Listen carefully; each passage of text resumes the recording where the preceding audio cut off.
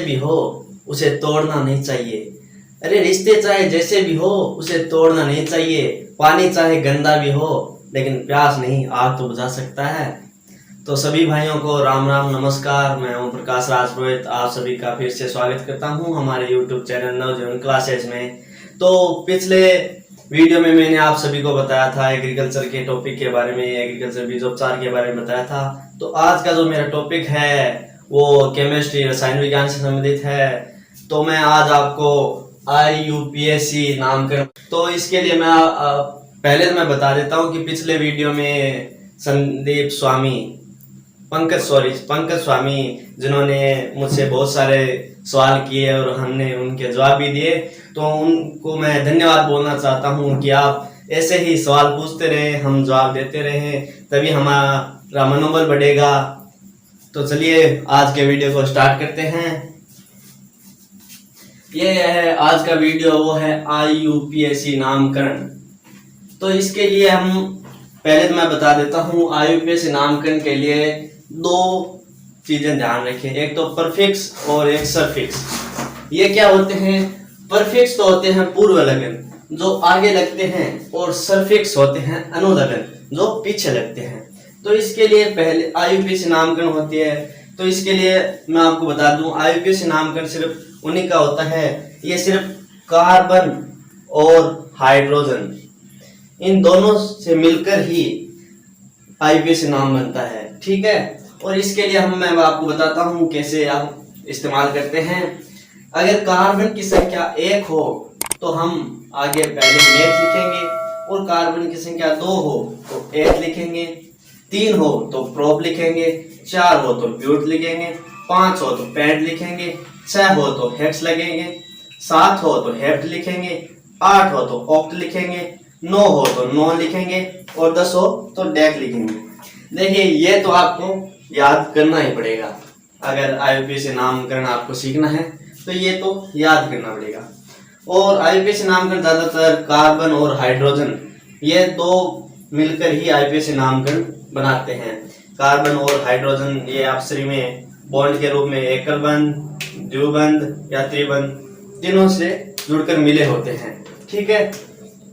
तो इसके लिए क्या करते हैं, हमने परफिक्स तो मैंने बता दिया कि जो है ये है आगे लगता है, और एक होता है सरफिक्स जो अनुलगन जो पीछे लगता है, ठीक है।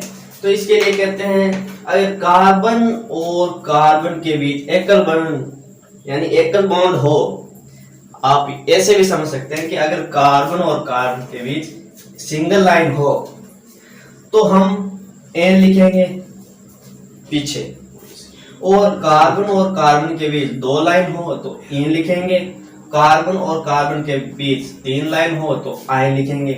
अब आप ये पूछेंगे सर ये क्या है, एल्केन, एल्कीन और एल्काइन?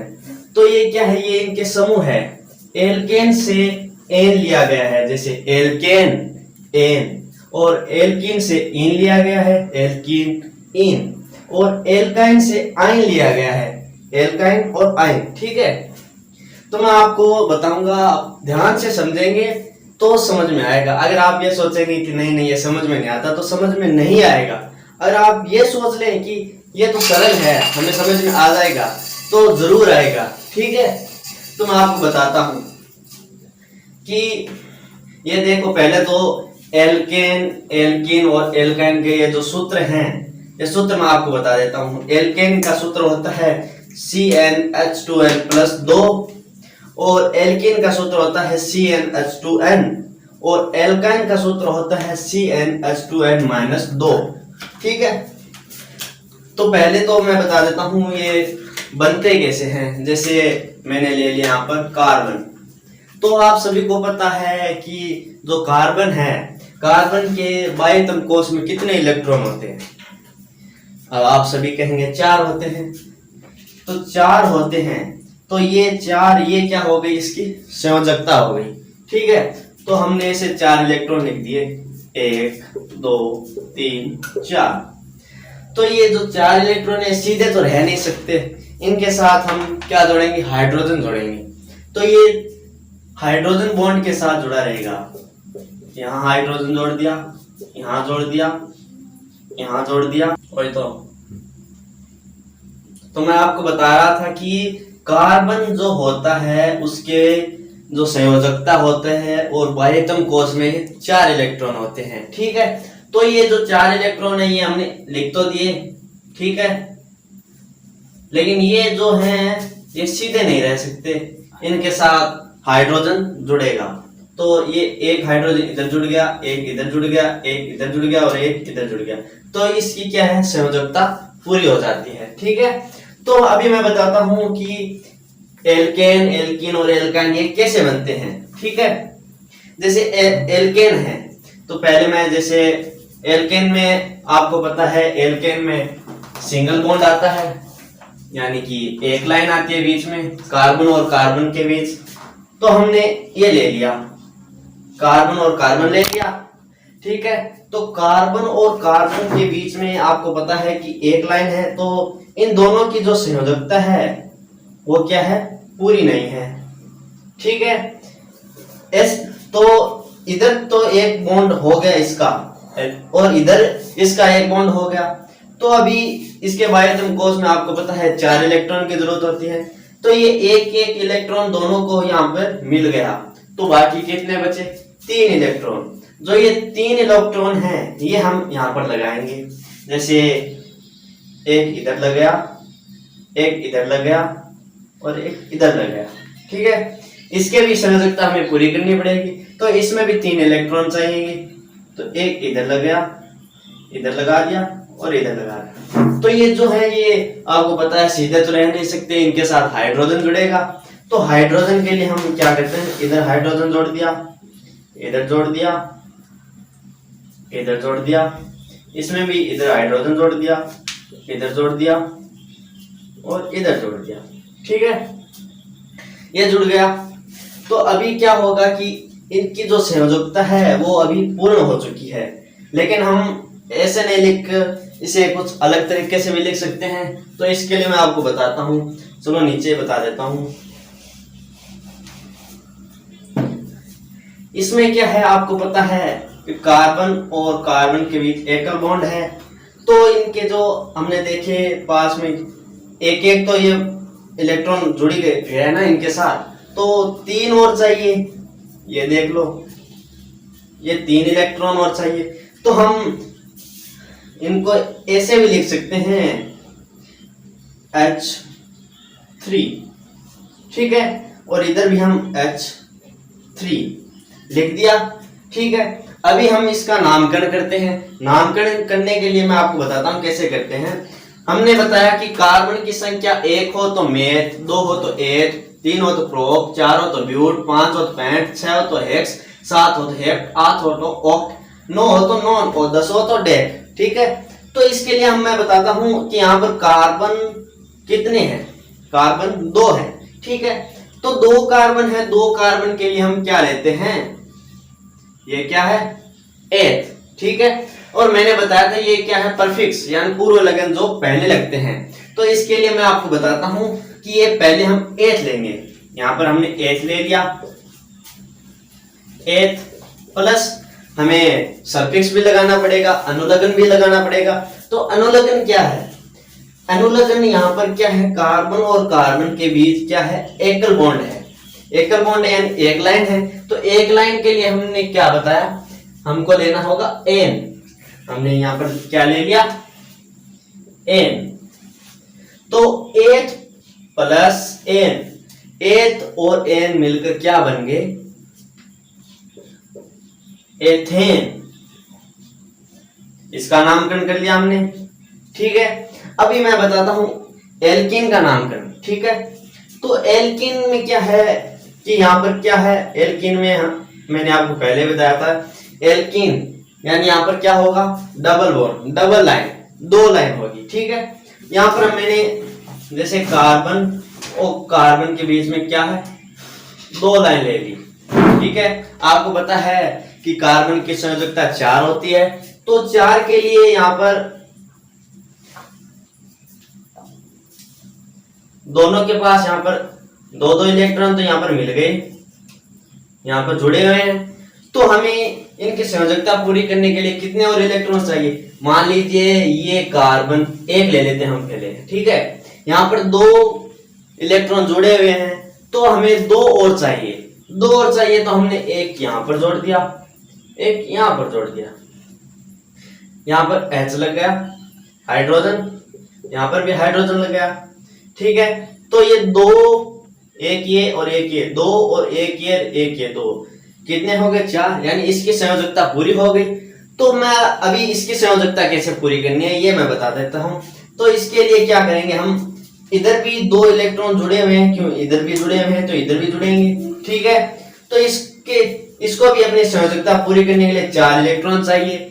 तो 2 तो ऑलरेडी यहाँ पर हैं, तो 2 और इलेक्ट्रॉन चाहिए, तो हमने एक यहाँ पर जोड़ दिया, एक यहाँ पर जोड़ दिया। ठीक है, तो इसकी और इसकी दोनों की क्या हो गई? संयोजकता पूरी हो गई। तो मैंने यहाँ पर ऐसे लिखा है, तो हम इसे शॉर्टकट तरीके में भी लिख सकते हैं। जैसे हमने लिख दिया C, ठीक है, कार्बन डबल बॉन्ड कार्बन। ठीक है, यहाँ पर हमने हाइड्रोजन कितने जोड़े? 1 और 1 2, तो यहाँ पर हम सीधा लिख सकते हैं H2। यहाँ पर कितने जोड़े? 1 और 1 2, तो यहाँ भी हम H2 लिख सकते हैं। देखिए, समझ में नहीं आए तो कमेंट में लिख देना, मैं फिर से बना दूंगा आपके लिए। और कोई भी सवाल डाउट जो भी हो वो पूछ सकते हैं। अगर आप ध्यान से देखेंगे तो क्या है, ये आसानी से समझ में आने वाला है। ठीक है, तो हमने लगा दिए, इसकी और इसकी दोनों की संयोजकता यहाँ पर पूरी हो गई। ठीक है, तो इसका हम अभी क्या करते हैं? नामकरण करते हैं। नामकरण के लिए मैं बताता हूं कि यहाँ पर मैंने बताया था कि कार्बन कितने हैं? 2 हैं, तो 2 कार्बन के लिए हम वही क्या लेंगे? 8 ले लिया, प्लस बॉन्ड है, 2 बॉन्ड है, डबल लाइन है, तो डबल लाइन के लिए क्या लेंगे हम? डबल लाइन के लिए लेंगे इन। यहाँ पर हमने डबल लाइन के लिए ले, तो मैं बता रहा था कि यहाँ पर क्या है? कार्बन कितने हैं? 2 हैं, तो 2 कार्बन के लिए हम लेंगे 8। ठीक है, 8 लिख लिया, प्लस यहाँ पर बॉन्ड कितने हैं, यानी कार्बन और कार्बन के बीच कितनी लाइन है? 2 लाइन है, तो 2 लाइन के लिए हम क्या लेंगे? इन, तो यहाँ पर इन ले लिया। तो 8 और इन मिलकर क्या बनते हैं? एथीन। ठीक है, तो इसका भी हमने नामकरण सीख लिया। इसके बाद बारी आती है एल्काइन समूह की। तो एल्काइन में क्या है कि एल्काइन में कितने होते हैं? बॉन्ड 3 बॉन्ड होते हैं, कार्बन और कार्बन के बीच ट्रिपल बॉन्ड 3 लाइन होती है। तो 3 लाइन के लिए हमने पहले क्या कर लिया, जैसे मैं बता देता हूं, कार्बन ले लिया। ठीक है, और कार्बन के बीच हमने 3 बॉन्ड 3 लाइन खींच दी। तो हमें कार्बन की संयोजकता पूरी करने के लिए कितने इलेक्ट्रॉन चाहिए? 4 इलेक्ट्रॉन चाहिए। तो 4 इलेक्ट्रॉन के लिए हम क्या करेंगे? इसकी संयोजकता पूरी करेंगे। तो क्या है, एक इलेक्ट्रॉन इधर जुड़ा हुआ है, एक इधर जुड़ा हुआ है, एक इधर है, एक इधर है, तो 3 इलेक्ट्रॉन इधर हो गए और 3 इलेक्ट्रॉन इधर हो गए। तो हमें कितने इलेक्ट्रॉन की जरूरत और है? 1, क्योंकि कार्बन की संयोजकता 4 होती है।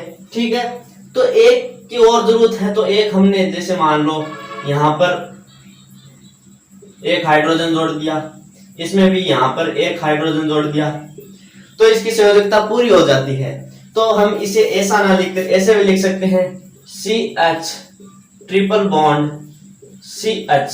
ठीक है, तो मैं अभी बताता हूँ इसका नामकरण कैसे करना है। नामकरण के लिए हम कार्बन कितने, इसमें 2 कार्बन है, तो क्या लेंगे? 8 लेंगे। तो मैंने यहाँ पर 8 ले लिया, प्लस यहाँ पर बॉन्ड कितने हैं? ट्रिपल बॉन्ड है, 3 लाइन है, 3 लाइन के लिए क्या लेते हैं? आइन। तो हमने क्या ले लिया यहाँ पर? आइन ले लिया। तो 8 प्लस आइन मिलकर क्या बनता है? क्या बनता है? एथाइन बन गया। तो हमने एल्केन भी सीख लिया, एल्कीन भी सीख लिया और एल्काइन भी सीख लिया। ठीक है दोस्तों, अगर और भी इसके अलावा बहुत सारे हैं, मैं अगले वीडियो में वो भी आपको बताऊंगा, लेकिन अभी तक मैंने इतना पढ़ाया है। इनमें से अगर आपको कुछ भी समझ में ना आया हो तो कमेंट जरूर करें। और हाँ दोस्तों, लाइक कर दिया करो, लाइक से आपका कुछ घाटा नहीं होता है, और हमारा ऐसा है कि हमें मोटिवेशनल मिल जाता है, हम मोटिव होते हैं कि आगे से आगे हम कैसे और उत्साहित होते हैं कि आगे और भी वीडियो बनाएं। लेकिन आप क्या करते हैं, डिसलाइक कर देते हैं, तो हम थोड़े निराश हो जाते हैं। अगर किसी को निराश मत करो, किसी को उत्साहित करना है तो लाइक जरूर कर दो, और हाँ कमेंट में जरूर बताना वीडियो कैसा लगा, और कुछ सवाल हो तो जरूर पूछ लेना, और हाँ वीडियो को शेयर करें और चैनल को सब्सक्राइब करना ना भूलें। और एक दोस्त का यूट्यूब चैनल है JR टेक्निकल पॉइंट, उसे भी जाकर आप सब्सक्राइब करें। जय हिंद, जय भारत।